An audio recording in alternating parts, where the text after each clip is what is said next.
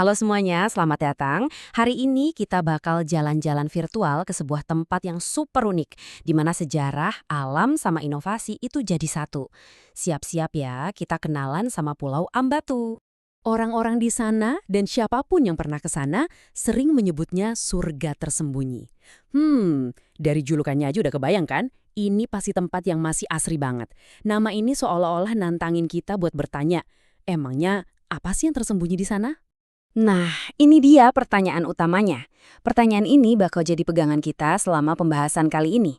Soalnya, Ambatu itu bukan cuma tempat yang cakep buat foto-foto, tapi sebuah tempat di mana kita bisa merasakan sesuatu yang jauh lebih dalam. Oke, kita langsung masuk aja ya ke bagian pertama. Ambatu itu memang surga, tapi ini adalah surga yang punya tujuan. Sebuah tempat di mana keindahan alamnya itu nyambung sama makna yang mendalam. Jadi lokasinya itu di sini nih, sebuah titik kecil di peta Halmahera Selatan. Tapi jangan salah, pulau yang kelihatannya mungil ini justru nyimpan 3 kekuatan besar. Pesona alamnya yang luar biasa, warisan sejarah agamanya yang kental, dan sebuah visi buat masa depan yang keren banget. Yuk, kita buka harta karun pertama dari Ambatu, sejarahnya. Pulau ini tuh punya gema dari masa lalu yang kuat dan sakral banget, yang bahkan sampai sekarang pun masih bisa kita rasain. Coba dia lihat perjalanan waktunya, luar biasa kan? Ceritanya tuh panjang, mulai dari abad ke-15 pas Ambamatu ini jadi pusat peradaban Islam di wilayah itu. Dulu pulau ini jadi pusatnya segalanya, tapi ada titik baliknya di tahun 1976, di mana penduduknya harus pindah. Tapi ceritanya nggak berhenti di situ loh, justru ini jadi awal dari babak baru yang kita lihat sekarang. Nah, ini dia nih, salah satu yang paling ikonik di sana. Sumur Suci. Bisa dibilang ini jantung spiritualnya pulau ini. Katanya sih, menurut kepercayaan di sana, airnya ini punya khasiat buat penyembuhan. Tapi faktanya yang nggak kalah keren, ini adalah sumur air tawar dari abad ke-15 di sebuah pulau kecil yang dikelilingi laut asin. Dan sumur ini nggak pernah kering. Keren banget kan perpaduan antara keyakinan dan keajaiban alamnya? Oke, cukup nostalgianya, sekarang kita lompat ke masa depan. Ambatu itu bukan sekedar museum terbuka yang diem aja.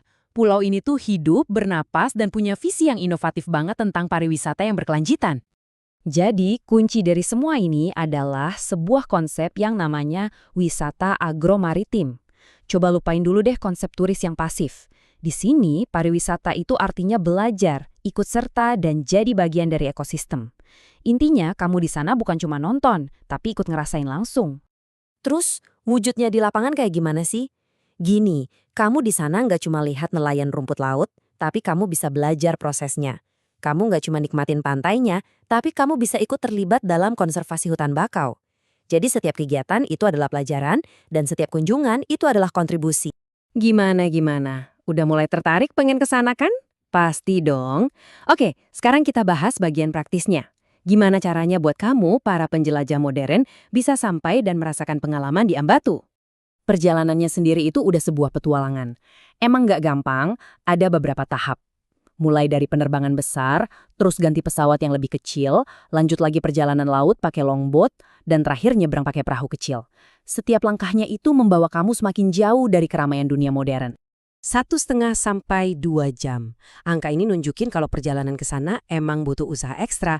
Tapi, ya kan, tempat-tempat terbaik itu seringnya butuh sedikit perjuangan buat dicapai. Nah, yang ini tolong dicatat baik-baik ya. Penting banget. Pemandu lokal itu bukan pilihan, tapi wajib. Kamu harus koordinasi sama mereka jauh-jauh hari sebelum tiba. Siapin juga uang tunai yang cukup, karena jangan harap ada ATM di sana. Dan, ya bersiaplah untuk mandiri.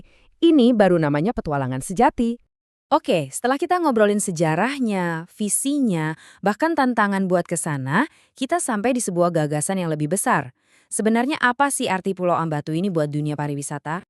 Dan inilah inti dari semuanya. Datang ke Ambatu itu bukan sekedar transaksi, tapi interaksi. Pulau ini nggak cuma menyajikan pemandangan indah buat kamu, tapi juga ngajak kamu jadi bagian dari ceritanya, belajar dari masa lalunya, dan ikut berkontribusi untuk masa depannya. Dan sebagai penutup, coba deh kita renungin pertanyaan ini. Di saat banyak orang mulai mencari pengalaman yang lebih dari sekedar liburan, apa mungkin model yang ditawarkan Ambatu ini, gabungan antara warisan, konservasi, dan komunitas, adalah jawaban yang kita cari? Bisa jadi, inilah cetak biru untuk sebuah perjalanan yang benar-benar punya makna.